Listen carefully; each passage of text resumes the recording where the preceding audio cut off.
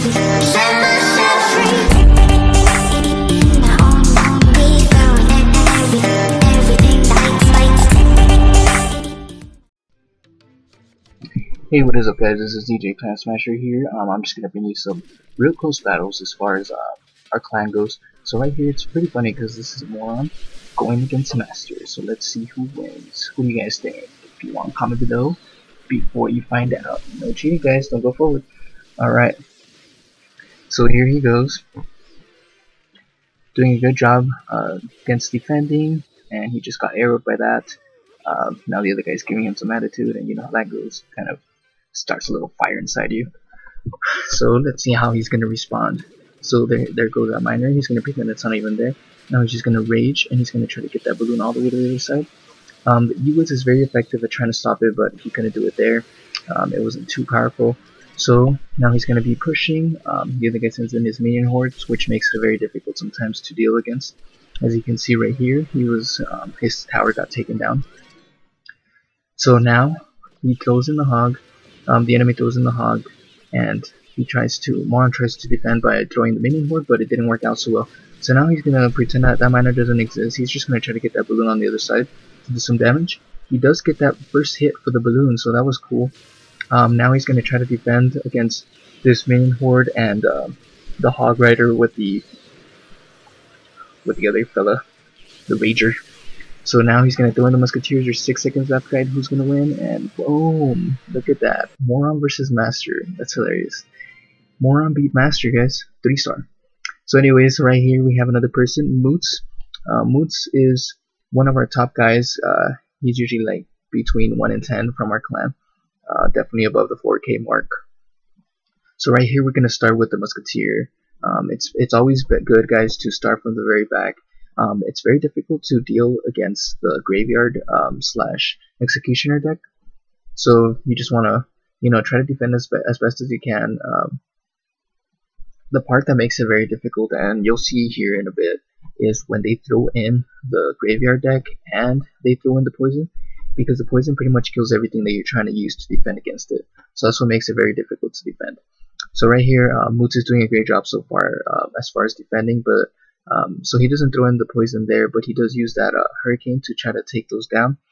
And he pushes the Royal Giant, so the Royal Giant isn't even able to get any hits on that specific spot. But Moose isn't going to give up because he's doing a great job so far. So now, because he sees that the bowler's on the other side, he's going to try to push on the right side, just to try to get some damage going, because he knows that the other guy's probably going to be committed. So this is where it gets a little tricky, guys. Look, watch. You can't really defend against that because there's poison. And whatever you drop in there is just gonna die, especially if it's like the skeleton army or if it's the goblin gang. So that's when you usually want to try to push or try to take out the main things like the bowler or the baby dragon. You wouldn't really go for the skeletons unless you can, but unless it's something that's not specifically on the poison, because the goblin gang, like if you place it a little bit more to the left, the goblin spears are going to be the only ones that are going to be left alive. But as far as the goblins go, they're going to die right away, so you want to make sure that you're able to defend that perfectly. So I don't know if you guys saw, but a little bit before this, it was pretty much a 5-4-3-2-1, and the Royal Giant barely gets the hit. So Moots was very lucky to even get to the sudden death, and he took the win. So that was pretty awesome, guys. So let's see. So right here, this is Chicano built, and he's a great player. He's very active and everything. So that's the great thing about him. He's going to show us how to use the Infernal Dragon. I don't use the Infernal Dragon too often, but he does a double dragon right here. And he likes rolling with the goblin, goblin barrel. So now he's defending on the left side with the goblin gang. Look at how fast it took down the giant. If you don't defend against that, it can easily take down your giant right away. You don't even need the Infernal Dragon for that part, as long as your goblin gang's still strong. So his tower got taken out right away. So what he's going to do is going to try to go ahead and start pushing on the left side to try to get that tower down, because now it's going to be based on who's going to get the next tower or the 3 towers. So right here he tries to defend against the giant. He did a great job again with the goblin gang. So then he takes out the wizard and everything behind, and now he's going to try to do a push very soon. He uses the Infernal Dragon to take out that guy, and then now he's going to do a hog push, and he throws in the goblin barrel to try to do some damage on the tower. He's able to weaken the giant with the Inferno Dragon, which is very nice. And now look, watch this. This is where it gets sketch, guys. Look at that.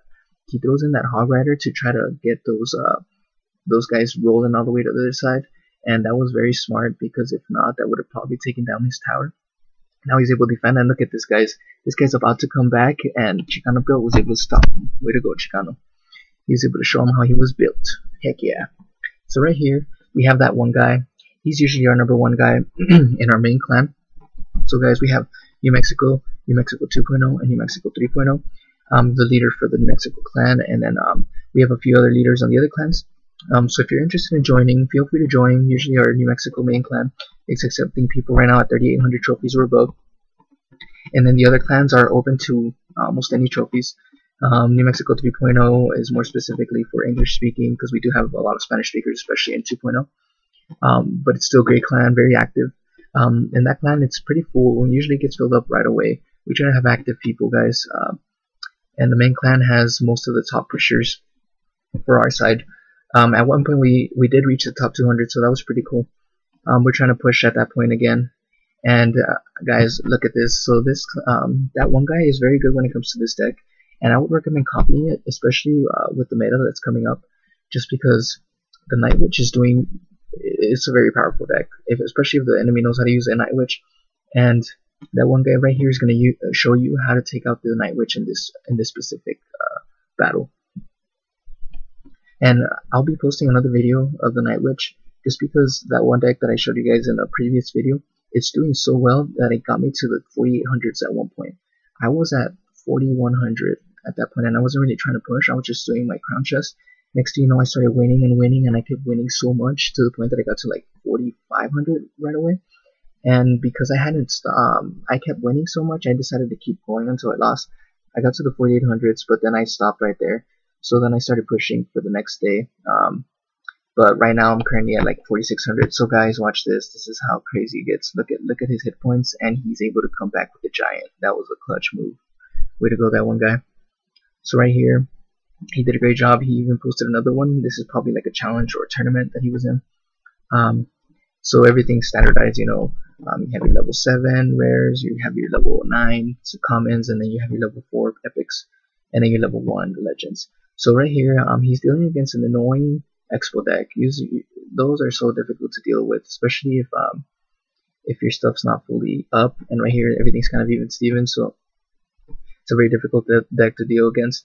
He was hoping to get the giant in front of the tower before that, so he had to zap it just so that, you know, the expo redirects to the giant, and his tower's not taking too many hits. So he did a great job right here. He was able to stop most of the horde that was coming up over there. He was able to get a lot of hits when it came to that. So he puts the giant just in time to defend against the tower. So now he's going to start pushing with the giant, and he's going to put the wizard, and he's going to try to take that inferno. He was able to, and now he gets stopped right there, but he's going to have to deal against that expo soon.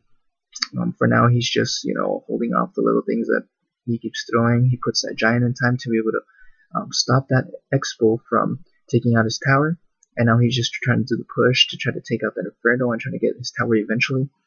It starts getting a little difficult, especially when you're dealing with a bunch of defenses. This guy right here is rolling with the inferno and the expo, so that's like 2 big defenses that you have to take down. So it gets a little sketch. Look at this, guys. 58 hit points and sudden death, and boom, that one guy just comes back. Great job.